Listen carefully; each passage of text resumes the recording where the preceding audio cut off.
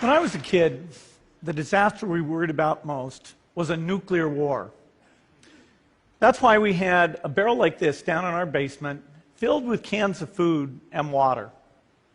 When the nuclear attack came, we were supposed to go downstairs, hunker down, and eat out of that barrel.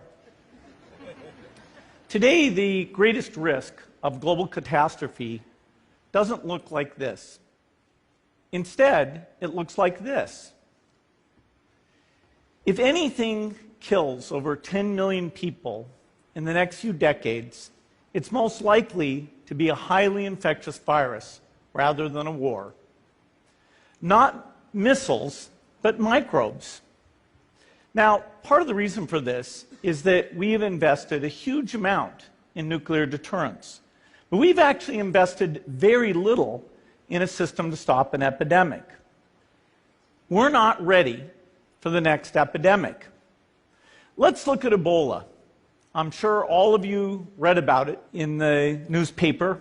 Lots of tough challenges. I followed it carefully through the case analysis tools we use to track polio eradication.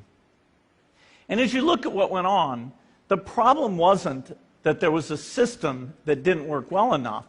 The problem was that we didn't have a system at all.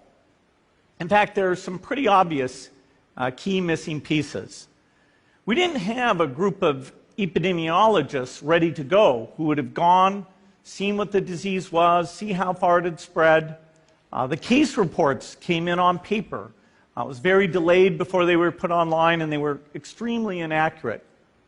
We didn't have a medical team ready to go. We didn't have a way of preparing people. Now, Médecins Sans Frontières did a great job orchestrating volunteers, but even so, we were far slower than we should have been getting the thousands of workers into these countries. And a large epidemic would require us to have hundreds of thousands of workers.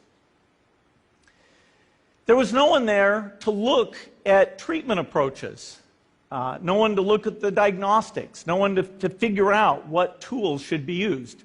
As an example, we could have taken the blood of survivors, processed it, and put that plasma back in people to protect them. But that was never tried. So there was a lot that was missing, and these things are really a global failure. The WHO is funded to monitor epidemics, but not to do these things I talked about. Now in the movies, it's quite different. There's a group of handsome epidemiologists ready to go. They move in, they save the day, but that's just pure Hollywood. The failure to prepare could allow the next epidemic to be dramatically more devastating than Ebola. Let's look at the progression of Ebola over this year.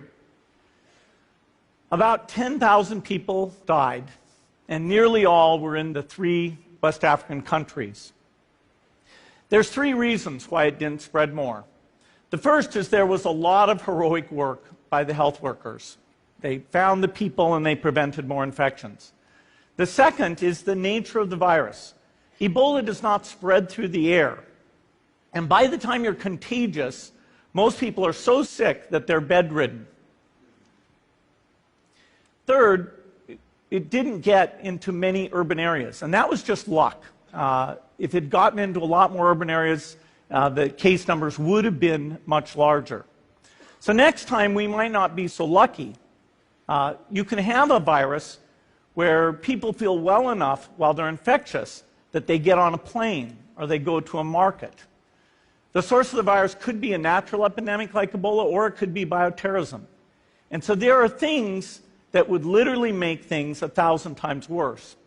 In fact, let's look at a model of a virus spread through the air like the Spanish flu back in 1918. So here's what would happen. It would spread throughout the world very, very quickly. And you can see there's over 30 million people die from that epidemic. So this is a serious problem. We should be concerned. But in fact, we can build a really good response system. We have the benefits of all the science and technology that we talk about here. We've got cell phones to get information from the public and get information out to them. We have satellite maps where we can see where people are and where they're moving. We have advances in biology that should dramatically change the turnaround time to look at a pathogen and be able to make drugs and vaccines that fit for that pathogen. So we can have tools, but those tools need to be put into an overall global health system, and we need preparedness. The best lessons, I think, on how to get prepared are, again, what we do for war. For soldiers, we have full-time waiting to go. We have reserves that can scale us up to large numbers. NATO has a mobile unit that can deploy very rapidly. NATO does a lot of war games to check, are people well trained? Do they understand about fuel and logistics and the same radio frequencies? So they are absolutely ready to go. So those are the kinds of things we need to deal with an epidemic. What are the key pieces? First is we need strong health systems in poor countries. That's where mothers can give birth safely, kids can get all their vaccines, but also where we'll see the outbreak very early on. We need a medical reserve corps, lots of people who've got the training and background who are ready to go with the expertise. And then we need to pair those medical people with the military, taking advantage of the military's ability to move fast, do logistics, and secure areas. We need to do simulations, germ games, not war games, so that we see where the holes are. The last time a germ game was done in the United States was back in 2001, and it didn't go so well. So far, the score is germs 1, people 0.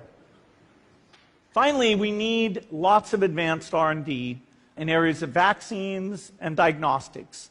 There are some big breakthroughs, like adeno-associated virus, that could work very, very quickly. Now, I don't have an exact budget for what this would cost, but I'm quite sure it's very modest compared to the potential harm. The World Bank estimates that if we have a worldwide flu epidemic, global wealth will go down by over $3 trillion, and we'd have millions and millions of deaths. These investments offer significant benefits beyond just being ready for the epidemic. The primary health care, the R&D, those things would reduce global health equity and make the world more just as well as more safe. So I think this should absolutely be a priority. There's no need to panic. We don't have to hoard cans of spaghetti or go down into the basement. But we need to get going because time is not on our side.